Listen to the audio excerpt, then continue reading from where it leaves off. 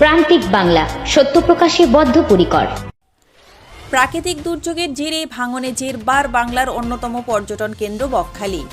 সেই ভাঙন আটকাতে শুরু হয়েছে বাঁধ নির্মাণের কাজ, কিন্তু বাঁধ নির্মাণের জন্য ব্যবহার করা হচ্ছে সমুদ্রের পলি ও বালি। সেই পলি ও বালি কাটা হচ্ছে বাঁধের পাশ থেকে। প্রতিদিন পেলোডার দিয়ে বাঁধ মেরামতির ঠিকাদার সংস্থা বঙ্গোপসাগরের তীর থেকে দেদার পলি বালি কেটে চলেছে। কাটার পর পলি বালি নিয়ে যাওয়া হচ্ছে ট্রাক্টর ভরে। এই পলি ও বালি কাটা বেআইনি বলে দাবি স্থানীয় ফ্রেজারগঞ্জ পঞ্চায়েত প্রধান থেকে সাধারণ বাসিন্দাদের। এই বেআইনি কাজ আটকাতে পঞ্চায়েত ও স্থানীয় বাসিন্দাদের গণস্বাক্ষর করে বিডিও, বিএলআরও থানায় অভিযোগ দায়ের করা হয়েছে, কিন্তু সেই কাজ রমরমিয়ে চলছে।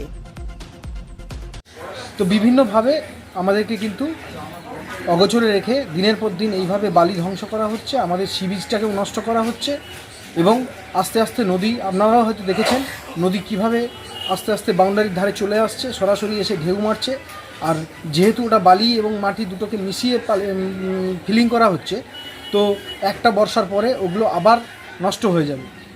সেই জন্যই আমাদের প্রতিবাদটা ছিল যে বালি না তুলে মাটি দিয়েই কাজটা হোক, কিন্তু আমাদের কোনো রকম প্রতিবাদ বা কোনো কিছুই শোনা হয়নি। কি মনে নামখানা পঞ্চায়েত সমিতির সভাপতি অভিষেক দাস জানিয়েছেন, এভাবে কেউ পলি বালি কাটতে পারে না, পঞ্চায়েত সমিতি কিছু জানে না। দেখুন, এ ব্যাপারে এই সর্বপ্রথম আপনাদের মুখ থেকে শুনলাম যে ওখান থেকে বালি কাটা হচ্ছে। বিশেষত যে সাদা বালিটা কাটা হয় সেটা আপনারা জানেন, লটের থেকে ড্রেজিংয়ের পরে আমাদের গঙ্গাসাগর মেলায় বালিটা গভর্নমেন্ট রেভিনিউ দিয়ে সেখান থেকে বিক্রি করা হয়। কিন্তু বকখালিতে বালি কাটা হচ্ছে এরকম খবর আমাদের কাছে নেই, বিশেষ করে প্রশাসনের কাছে আমার মনে হয় নেই, তাহলে হয়তো আমাদের কাছে খবরটা আসবে।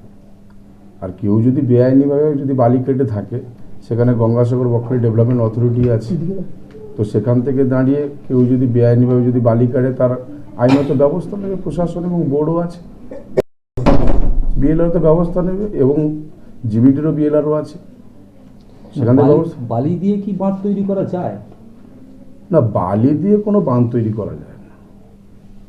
বালি দিয়ে বাঁধ তৈরি হবে কীভাবে? না, দেখুন কিভাবে কনস্ট্রাকশান তার শিডিউল আছে, সেই শিডিউল অনুযায়ী বা টেকনিক্যালভাবে কিভাবে তৈরি করছে, সেখানে সাদা বালির প্রয়োজন হতে পারে।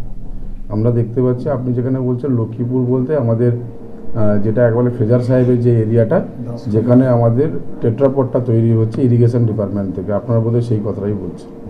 তো সেখানে যদি বালি প্রয়োজন হয়, সেক্ষেত্রে যে এজেন্সি কাজ করছে সেইভাবে তো বালিকে ব্যবহার করতে পারে না, সে গভর্নমেন্টকে রেভিনিউ দিয়ে বালি কিনে। এক্ষেত্রে আমাদের কোনো অসুবিধা নেই। আমরা শুধু একটা কথা বলি যে বকখালি থেকে এখনও পর্যন্ত গভর্নমেন্ট ডিসিশন অথবা যে আমাদের গঙ্গাসাগর ডেভেলপমেন্ট যে বোর্ড আছে, বকখালি ডেভেলপমেন্ট অথরিটি যে বোর্ড আছে, সেই বোর্ড থেকে আমার মনে হচ্ছে এখনও পর্যন্ত কোনোভাবে রেভিনিউ আকারে বালি বিক্রির কোনো সিদ্ধান্ত নেওয়া হয়নি। নামখানার বিএলআরও শ্যামল সরকার জানিয়েছেন, বিষয়টি নজরে এসেছে, ঠিকাদার সংস্থাকে ডেকে পাঠানো হয়েছে।